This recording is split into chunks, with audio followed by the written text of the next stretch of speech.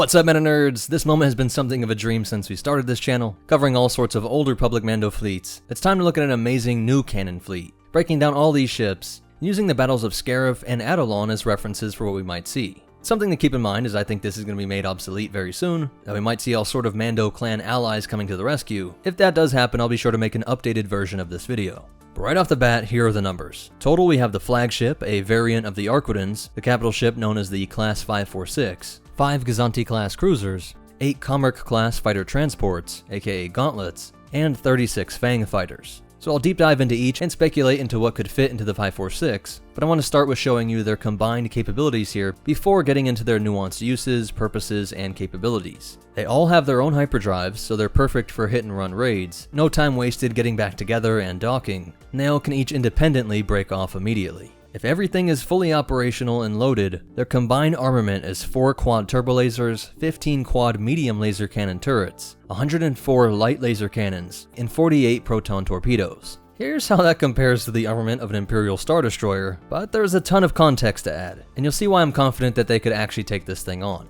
Working from the smallest to largest and comparing it to the TIE variants, we have the Fang. At only 6 meters long, it is shorter than a TIE and about quarter its height, while being 75% the top speed, and a bit faster than the bomber. None of them have shielding, and all have a single pilot. Despite being slower, I think a squad of Fangs could absolutely rip through a TIE fighter squad, due to their unconventional spinning wing feature that rotates the laser cannon-tipped wings around the center body of the craft. Meaning that if this thing was shooting at you, you could be getting hit by different angles without the enemy changing position.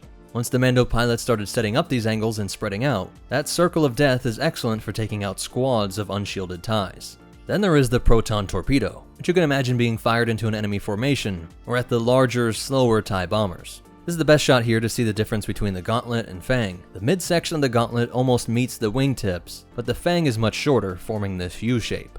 And out in orbit, it is incredibly hard to see the Fangs in the back. If you don't see them here, trust me, after a long time of going forward and reverse, blowing it up larger in the editing program, you can see these little shapes moving back there. And it comes out to 36 of them, which is only half the TIE fighters in an ISD, but the Kom'rks would more than make up for this. One of their best features is the rear laser cannons. We've seen in the Ghost and ARC-170 how just having rear-facing weaponry becomes such a force multiplier, as you can easily take on squads of light enemy fighters. Especially since the Kom'rk has decently strong shields, so it can take shots while equal to the forward firepower of the TIE, and having equal firepower for anyone behind them. Most kills in a starfighter dogfight come simply from having a better angle and getting behind the enemy. The Kom'rk removes this advantage, while having the shielding to survive getting hit by a squad of TIEs and giving it time to fire back, destroying a TIE fighter with every hit that it lands.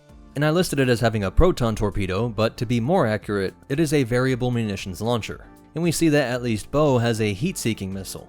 Despite being much larger, averaging about 60 meters, around 9 times the Fang and TIE, it's actually faster than the Fang at 1,000 kilometers per hour. The Gozanti cruiser was 64 meters long, and even faster at 1,025 kilometers per hour, while having great coverage with forward and rear twin medium cannons, and that third one on the chin. Plenty of defense with thicker hull armor and shielding. Well, of course, the anchor of this fleet is the Flagship, the Class 546.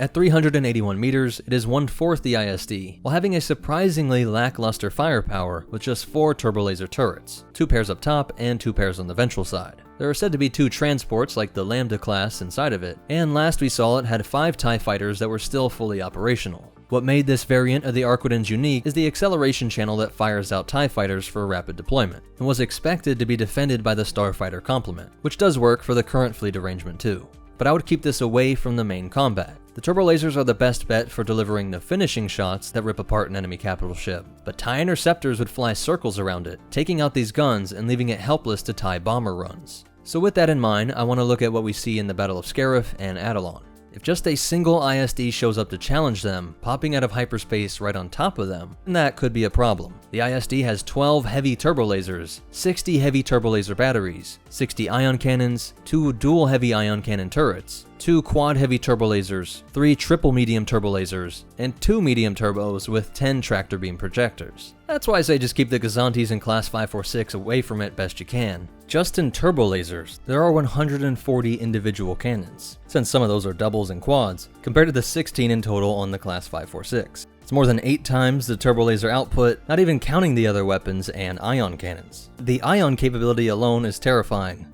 but the ISD has no point defense laser cannons, Nothing to stop the Fang and Kom'rk, they're just hoping on that TIE complement.